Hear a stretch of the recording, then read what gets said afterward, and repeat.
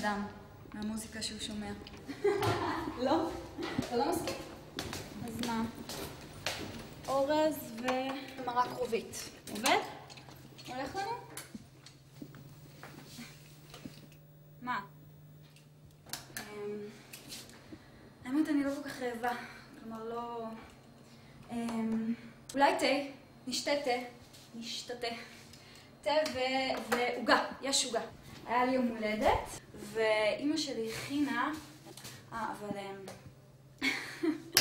שתדע שיש לי איזה בעיונת. אתה יודע מה זה צליאק? אז זאת עוגה בלי קמח. מה לעשות?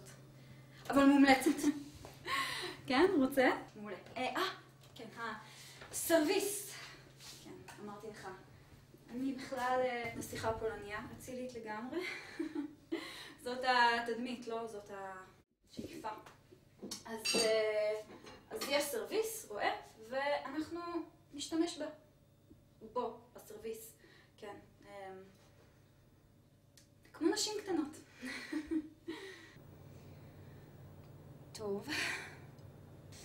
כן, נהנהן. אז מה? מה עושים?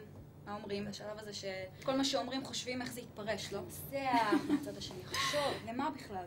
למה להיכנס לכל זה עכשיו? עבוד ורגשות, אולי זאת סתם הסיטואציה שהציגה את עצמה בפנינו. לא יותר, זאת אומרת, עכשיו להפוך את זה למשהו מסובך, יחסים וללמוד להכיר, והסיפורים הבנאליים האלה שצריך לספר אחד לשני. אבל שאי אפשר פשוט לטעון את כל המידע הזה לתוך הראש שלנו, כמו תיקיית מוזיקה לאייפוד, ולדלג על כל השלב המשעמם הזה.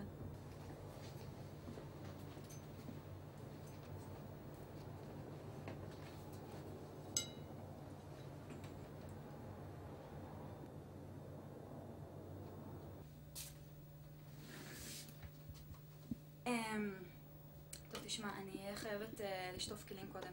אני מצטערת, אני לא יכולה להשאיר ככה. שתדע, זה שגם אתה לא אוכל מקלחת זה חריג. המצעים האלה הולכים לכביסה מחר. מה? לא מגיע אותך לחשוב מי ישב במושב אוטובוס שלך לפניך? כלומר, איך אפשר? טוב, אז כלים וזה, ואז... אוקיי?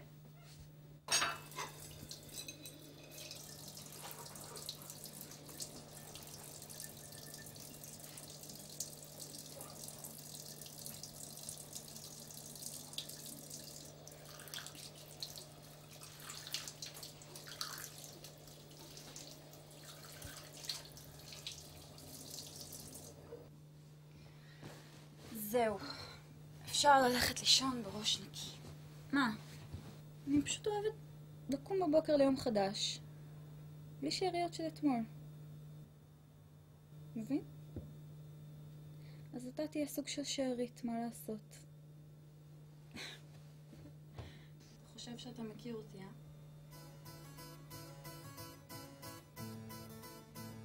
אתה לא מכיר אותי.